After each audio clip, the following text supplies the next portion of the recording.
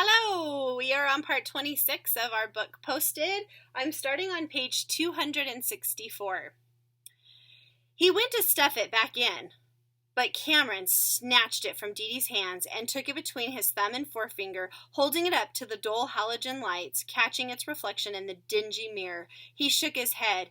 Can you believe this? He turned and showed the die to his friends, the ones I could hear breathing behind me. Dee Dee made a move to snatch it back, quicker than I would have thought him capable of, but Cameron cupped it in his fist and pulled it away.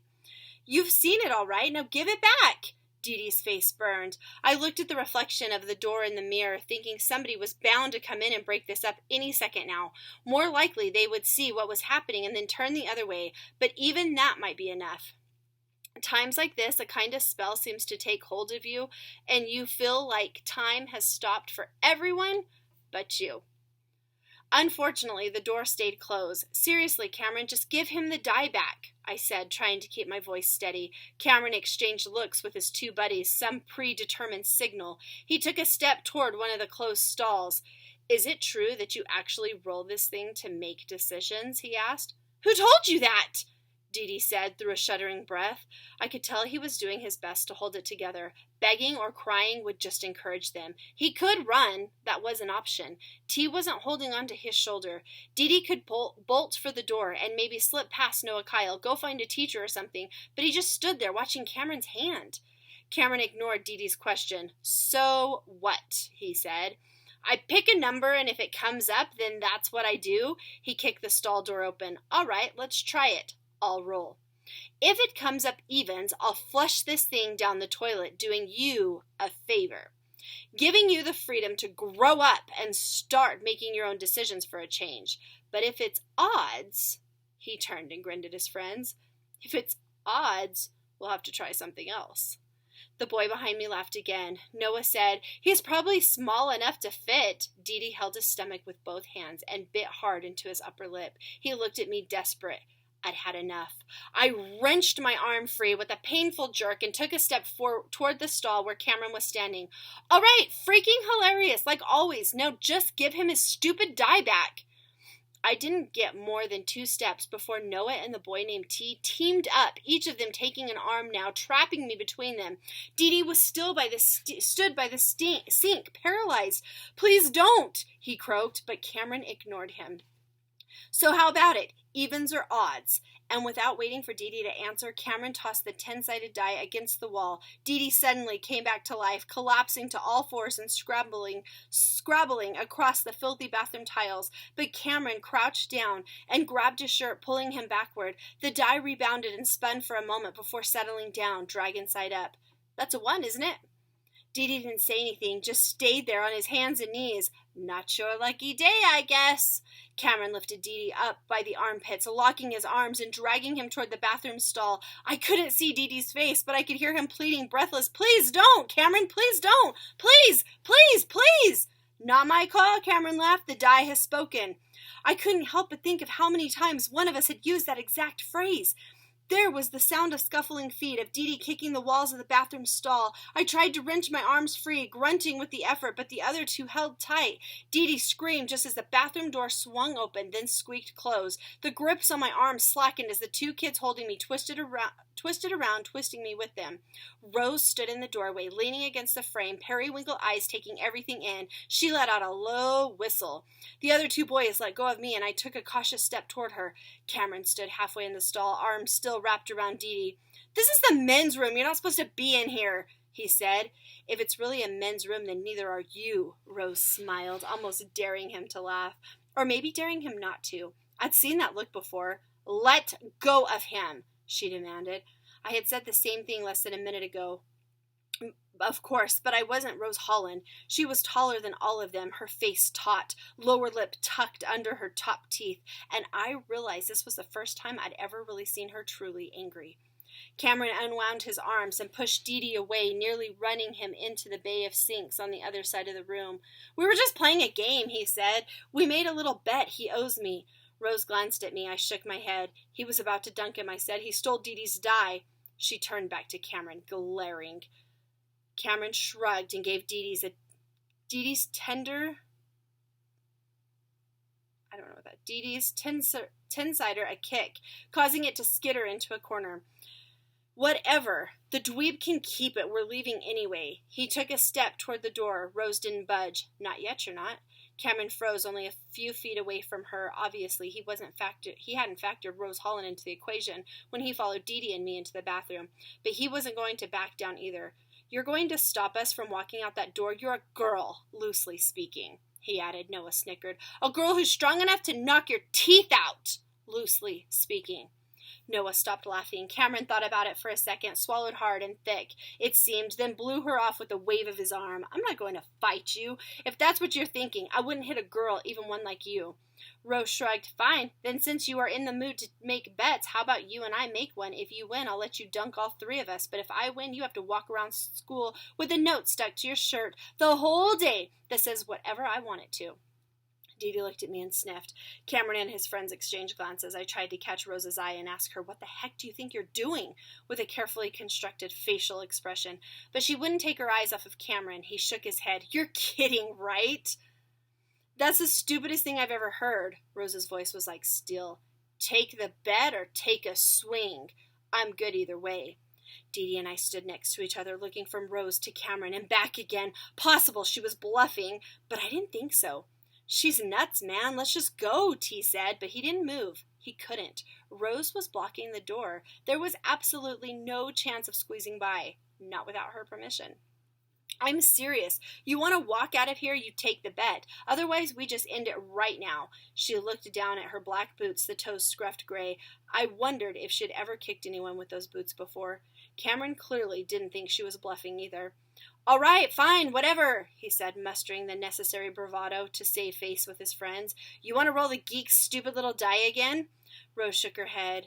No dice. This is Bratton, she said smugly. There's only one way to settle a bet around here, right? The gauntlet? Are you crazy? The three of us were sitting on a bench outside the cafeteria. Dee Dee was still shaking, the snot crusting over on his shirt sleeve after Cameron and his friends left, only after Rose stepped aside and agreed to let them go. Dee Dee collapsed to the bathroom floor by the trash can and started sobbing.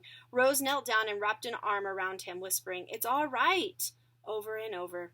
I picked up his die and put it in his hand, but he just grunted and threw it across the room, where it ricocheted off one of the urinals. It took a few moments for him to calm down enough to stand up and leave the restroom. Enough time for two other boys to come in, one of them at least having the kindness to ask if we wanted him to get help. Rose thanked him and told him everything was fine. She had it under control.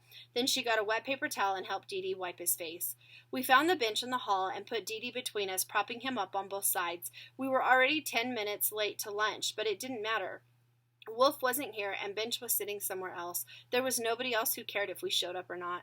We should just go tell Whittingham, I said. Forget this stupid bet thing. I mean, have you ever seen the gauntlet? There's no way. It's nuts. Totally nuts. This is insane. I was talking quickly. I realized I wasn't as shaken as Dee Dee, but then I wasn't the one who had been dragged into the stall either. Rose, on the other hand, seemed unfazed. It can't be any worse than having your head stuck in a toilet. But if you lose, then we are all going to have our heads stuck in the toilet, I said. I'm not going to lose. You don't know that, I said. Neither do you, she countered. Besides, telling the principal won't work. Trust me, this kind of thing happened at my old school all the time. You report it, and it becomes your word against theirs. Maybe they get suspended, but probably not. Maybe you get blamed too. Doesn't matter. Either way, it'll probably end up the same as before, or worse. It's not like that here, I insisted. It's like that everywhere, Rose said. This isn't my first rodeo. I shut up, remembering what she'd said before about what it had been like for her in Chicago. Dozer, the bull was implied. I wondered how many times she'd been where Dee Dee was now sitting on a bench, blurry-eyed and trembling. Wondered if she ever had people on either side of her holding her up, or if she had always had to sit up by herself. What if he doesn't even show, I asked. Half of me suspected that Cameron only agreed to the bet to get out of the restroom before things got messy, before he found himself on his knees looking for a missing tooth beneath the sink. Then he loses. But don't worry, he'll show, Rose insisted. Word will get around. He knows what people will say if he doesn't. You said yourself, the Gauntlet is the place where scores are settled. It's the place where bones are broken, I amended, and there's no way you're going to make it all the way down. It's impossible. I don't have to make it all the way down, Rose said. I just have to make it farther than he does. Sitting between us, Dee Dee sucked up a noseful of snot. He looked hopefully up at Rose. If you do win, what are you going to write on the note? First things first. I have to win, she said, which means there's only one thing we've got to take care of. My stomach lurched. Oh, God, please tell me you know how to ride a bike. Of course I know how to ride a bike, Rose scoffed. I just don't own one. The run. Notes weren't exactly new. Despite what Dee Dee might think, he didn't invent them as a form of communication. I bet ancient Egyptian schoolchildren scuffled little bits of papyrus back and forth, scratched up with hieroglyphics, poking fun at the pharaoh. The founding fathers probably passed them around bits of parchment with a pull on them. On a scale of 1 to 5, how cool are you with the current tax on tea? I could see Shakespeare passing a note to some girl or boy with check boxes that asked, Art thou be smitten with me? Or art thou be smitten with me, be smitten with me? My parents used to pass each other notes back in high school. Afterward, they wrote letters. They went to the same college right after graduation, but about halfway through, my mother transferred to a community college closer to home so she could help take care of her father, Grandpa Steve, who had a stroke. During those 2 years, my parents saw each other every other weekend, but they filled the spaces in between with writing. There was no Skype, no text, or Instagram, only email, and yet my father insisted on pen and paper, on the minty, bitter taste of envelope glue. Mom once told me that she thought Dad was an excellent writer, the thing he was best at, really, and if it weren't for those letters, she probably wouldn't have hung around. Dad's words wheedled their way into her heart and got stuck there. When they got married, there was no need to write to each other anymore, and when my father finally did go far enough away, they had nothing left to say except, How's Eric? And have you mailed the check yet? I sometimes wonder where those letters got to, the ones from college. Maybe Dad took them with him, and they're stashed in some dilapidated shoebox in the corner of his closet. Maybe my mother recycled them along with credit card offers and coupons for takeout Chinese. It makes you wonder where they all go, all the letters and notes, the thank you cards and the birthday invitations, the little missives scrawled along the edges of grocery lists, the doodles on the chalkboard backs of spiral-bound notebooks, all those messages so important, so pressing, so necessary. Maybe Wolf's right, and they never really disappear. Even after they're crumbled and thrown away, they linger and become ghosts. Not the kind that hide up in the attic, rattling their shutters, but the kind that follow you wherever you go, coming back to you like an echo. Like when something leaves a bad taste in your mouth. I don't know if that's guilt or regret. My father would probably be able to tell me. My mom, too.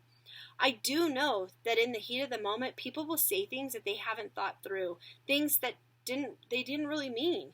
The words come from somewhere deep in the chest and take the first turnoff, bypassing the brain and heading directly for the mouth, and only afterward did they realize what a gonzo mistake they've made. Like, I don't know, making a stupid bet that is probably going to get you killed. Head to Schoology.